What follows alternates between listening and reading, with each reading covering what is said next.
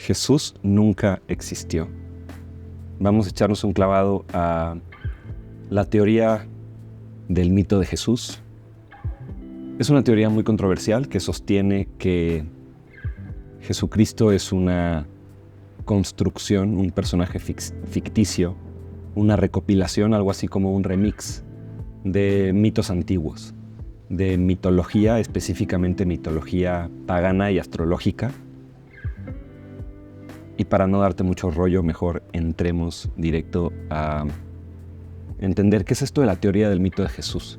La teoría del mito de Jesús, también conocida como el Jesús mitológico o el mitismo, es la opinión de que la historia de Jesús es una pieza de mitología, que no posee afirmaciones sustanciales de eventos históricos. También podemos ver algo muy importante. Dice: los partidarios de esta teoría sostienen que Jesús de Nazaret es un mito. Nunca existió como personaje histórico, y si lo hizo, prácticamente no tuvo nada que ver con la fundación del cristianismo y los relatos de los evangelios. Entonces la persona que cree en la teoría del mito de Jesús afirma que lo que dicen los evangelios de Jesús y lo que dice no solo el cristianismo como institución, sino todas las personas que se han identificado con la figura de Jesucristo,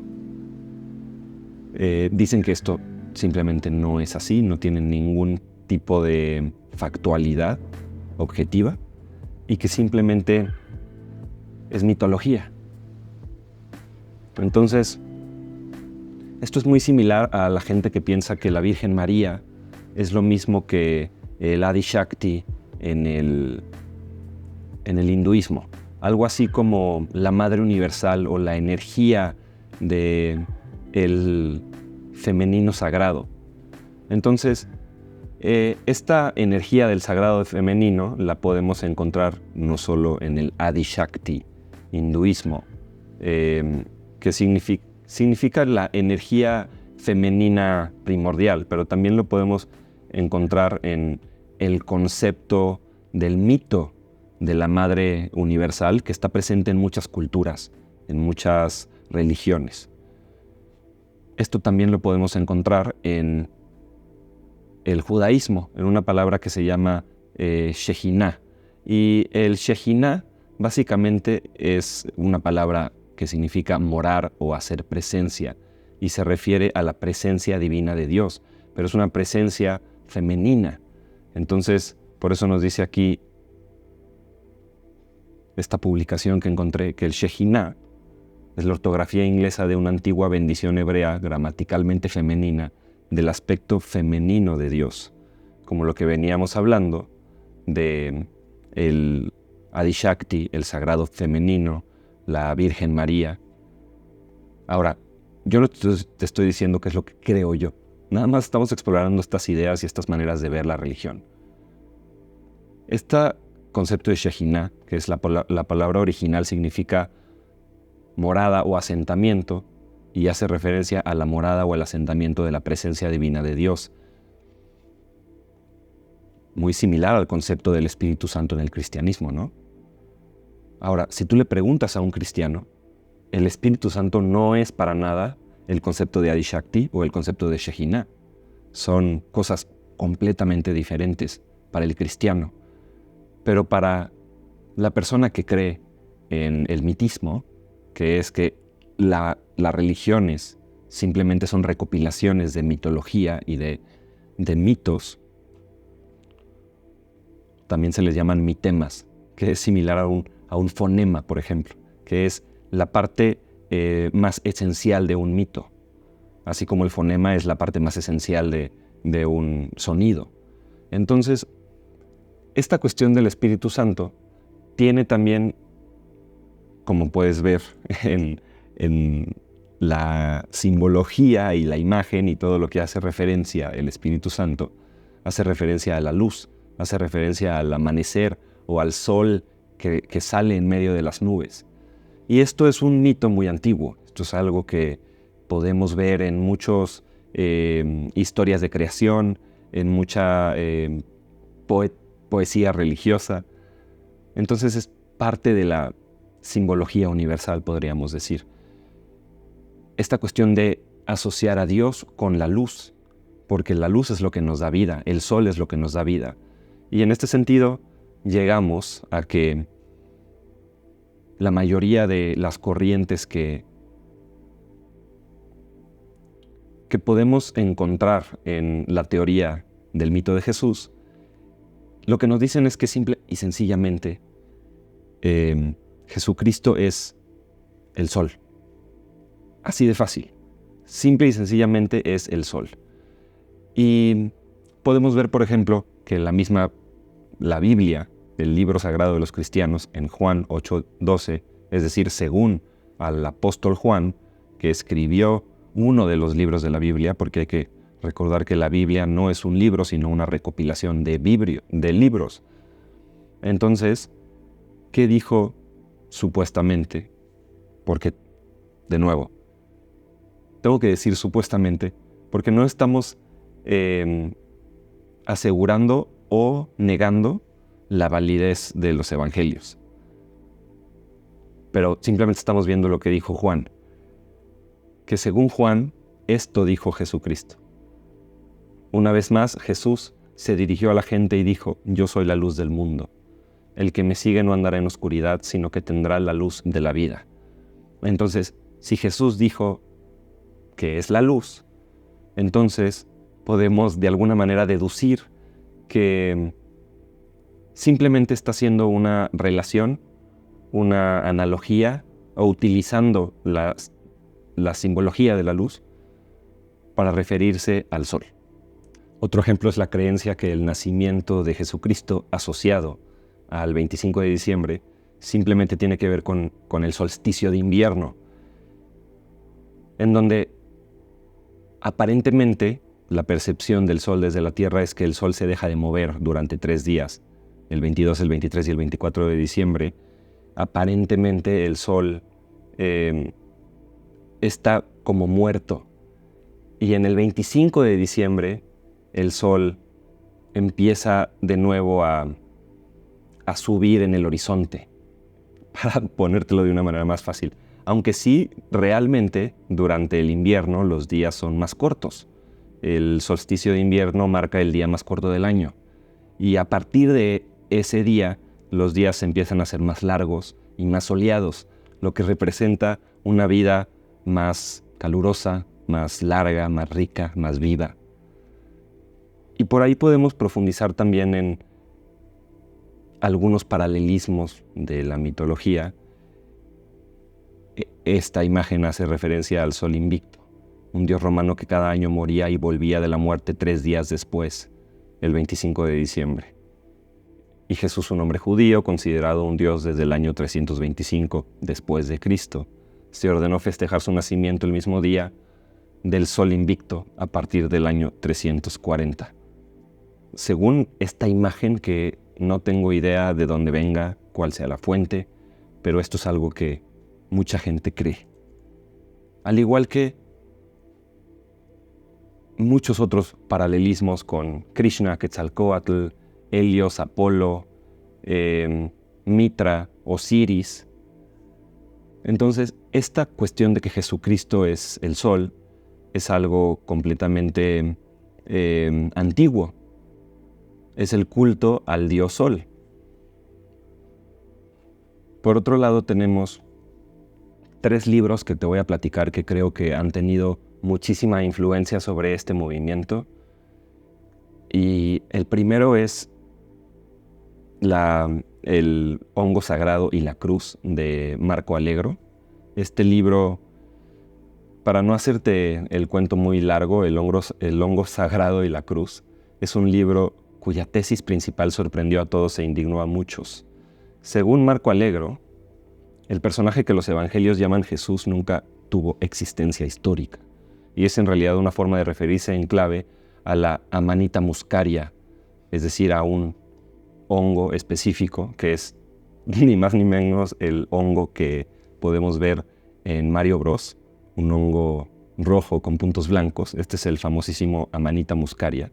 Nunca tuvo existencia histórica y es en realidad una forma de referirse a este hongo, que es un hongo enteógeno. Enteógeno es una palabra que simplemente quiere decir que la sustancia te permite acceder a Dios en Teo, que es Dios, y que otros grupos religiosos judíos utilizaban para entrar en comunión con la divinidad. Esta es la tesis principal del libro El hongo sagrado y la cruz de Marco Allegro. Y también tenemos este libro que se llama Símbolos, Sexo y las Estrellas. Es un libro que escribió una persona que se llama Ernest Busenbark y que tuvo mucho poder porque tiene un prefacio de un ocultista que se llama Jordan Maxwell. Esto es lo que dice el reverso del libro de Símbolos, Sexo y las Estrellas. Si lees este libro, nunca vas a ver a la religión de la misma manera. Los símbolos van a empezar a aparecer alrededor de ti. Mucha de tu vida va a cobrar sentido y la foto completa de todo se va a empezar a manifestar en relación a cómo funciona toda la cultura. Ernest Busenbark ha descubierto aproximadamente 400 páginas de sabiduría perdida que simplemente no puedes encontrar en otro lado, según este libro. Este trabajo, esta obra, contiene más de 300 ilustraciones que te van a ayudar a revelar la evolución de las religiones a través de los siglos. Un aspecto importante de este libro es su habilidad de revelar de manera continua y exacta cómo las religiones más antiguas y los conceptos de las religiones más antiguas fueron formados. Entonces descubre las respuestas para preguntas como ¿por qué las personas adoran a la...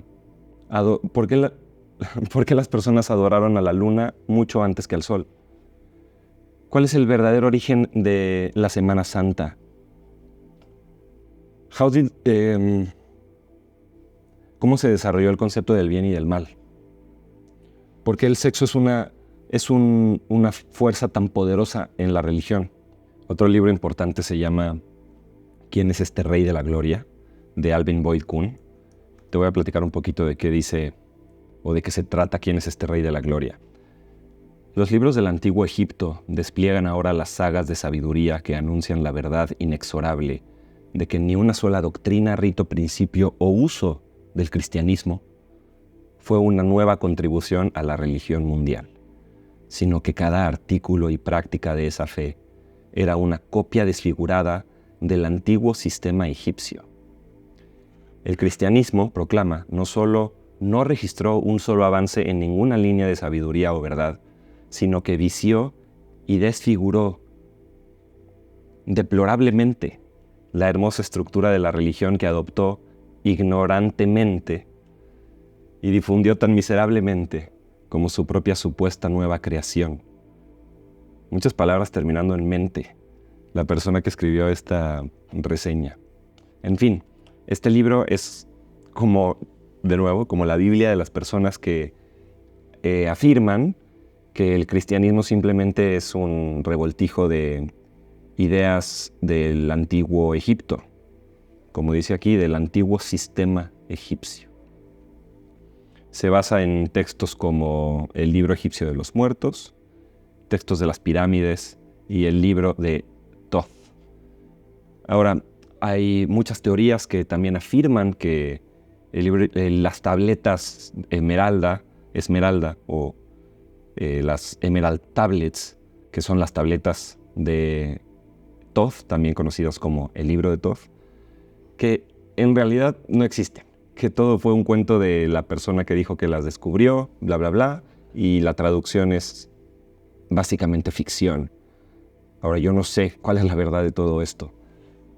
También te quiero platicar que desde que yo empecé a descubrir todos estos temas, fue por ver justamente memes como este, o gráficas, o imágenes armadas sin ningún tipo de contexto, sin ningún tipo de validez, sin fuentes.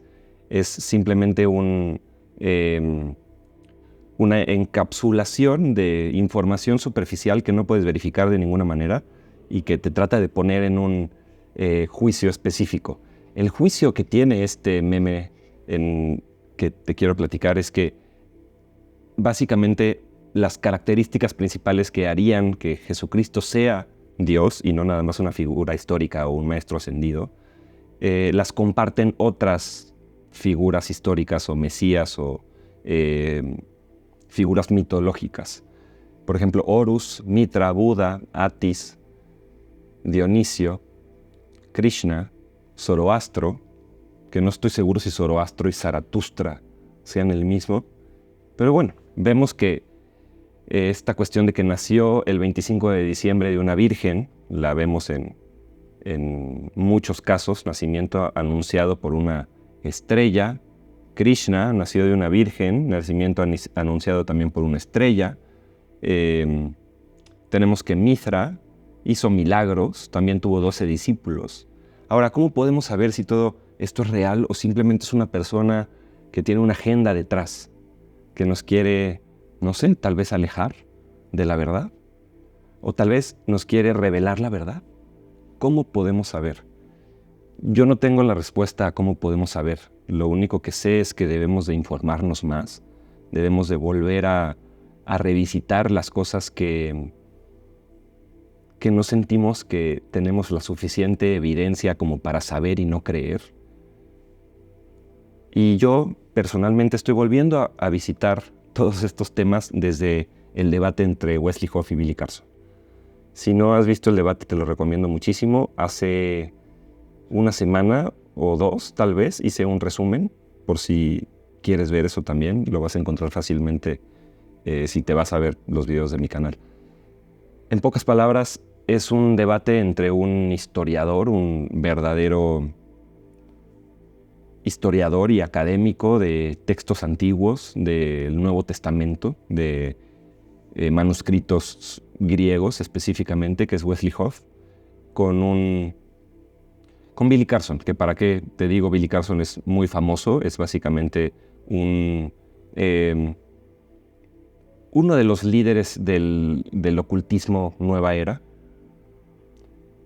Y es un debate que rompió el internet principalmente porque Billy Carson lo quiso censurar y amenazó legalmente tanto al host del podcast como a Wesley Hoff. Se volvió todo un rollo y el debate se volvió muy, muy viral y mucha gente está revisitando todos estos temas gracias al debate y esto me pasó a mí. Entonces, algo que mucha gente dice es, no es lo mismo creer que Jesús existió o creer que Jesús ni siquiera existió y simplemente es una religión basada en mitos. Y no es lo mismo no solo creer que Jesús existió, sino que creer que hizo milagros, que nació de una virgen y que resucitó. Yo no sé cuál es la respuesta a todo esto, pero te quiero compartir que mucha gente dice, a ver, Jesús ni siquiera dijo que era Dios. Y me puse hace poco a revisar este tema y encontré esto que dice, pero Jesús nunca afirmó ser Dios, en realidad sí lo hizo y lo hizo 3 veces. Obviamente todo este tema lleva a preguntas como ¿cuál es la validez de los evangelios? ¿Cómo podemos confiar en que lo que estamos leyendo en estos libros tiene algún tipo de validez más allá de la simbología? Y no tengo respuestas a nada de esto, solamente me gusta esto que encontré dentro de todo este viaje que he estado haciendo de explorar todo este conocimiento, encontrar preguntas, luego encontrar respuestas y de esas respuestas salen otras 10 preguntas y encontré este tema del el trilema de C.S. Lewis. C.S. Lewis es un autor que no solo escribió las Crónicas de Narnia, escribió muchas otras grandes obras, pero es conocido por ser el autor de las Crónicas de Narnia. Y el trilema de C.S. Lewis básicamente se pregunta quién fue Jesús. Jesús pudo haber sido o un loco o un mentiroso, o pudo haber sido quien dijo que era, quien dijo ser es decir, Dios, del mismísimo Dios. Entonces, el trilema de C.S. Lewis nos pregunta, ¿quién fue Jesús? Y si Jesús estaba mintiendo, eso quiere decir que él sabía que no era Dios y lo que estaba diciendo era simplemente para engañarnos a todos. Entonces Jesús básicamente era un mentiroso. Pero si Jesús no sabía que estaba mintiendo y no era Dios, aún así estaba mintiendo, porque no era Dios, pero él no sabía que estaba mintiendo. Entonces simplemente era un loco. Pero si no tenemos razones para asegurar que Jesús estaba mintiendo, porque no podemos, por ejemplo, no podemos decir, es que miren, Jesús mintió aquí y Jesús se contradijo aquí, entonces probablemente Jesús era un mentiroso. No podemos decir eso, entonces tendremos que descartar que era un mentiroso. Y tampoco podemos decir que estaba loco. Y si no estaba ni loco, ni era un mentiroso, lo que tenemos que después deducir de manera lógica, según C.S. Lewis, es que, en efecto, Jesús fue quien dijo ser, Jesús fue Dios, es Dios. Entonces, no sé por dónde va todo este tema, te lo quiero platicar porque lo estoy explorando. Definitivamente, entre creer que Jesús no existió y creer que Jesús existió, creo que la lógica objetiva te puede llevar a decir, sé que Jesús existió, o puedo afirmar con suficiente evidencia y seguridad. La verosimilitud de las cosas que he analizado me indican que Jesús fue una figura que, en efecto, existió en la era romana durante tiempos de Poncio Pilato, por ejemplo. Pero no puedo ni siquiera asegurar que nació de una virgen, que hizo milagros, que fue crucificado o que resucitó después de ser crucificado. Y hay otras personas que dicen, yo lo creo todo y tengo fe. Simplemente para finalizar todo esto, lo que rescato, porque te quiero compartir, yo no me identifico como cristiano, no me identifico con ningún ismo más que con el liberalismo, que no creo que sea una ideología o una religión, simplemente, en fin, no me voy a meter en ese tema, me estoy desviando. Quiero llegar al tema de que he escuchado testimonios de muchos cristianos y me impresiona la humildad espiritual que tiene un cristiano, porque verdaderamente hace el ego completamente de lado y dice, hágase tu voluntad, y no soy yo el que obra, sino Jesús en mi corazón obrando a través de mí. Y eso se me hace muy bello, aunque solamente sea algo simbólico y no algo verdaderamente físico o energético. Definitivamente la mente y el poder del placebo es muy poderoso. Y cuando depositas tu fe, tu creencia y pones en marcha el poder de la mente, pueden pasar cosas que podemos categorizar como mágicas. Aunque un cristiano te diría, eso está completamente en contra de lo que yo creo y lo que yo experimento. Yo no experimento placebo, yo experimento realmente a Jesucristo.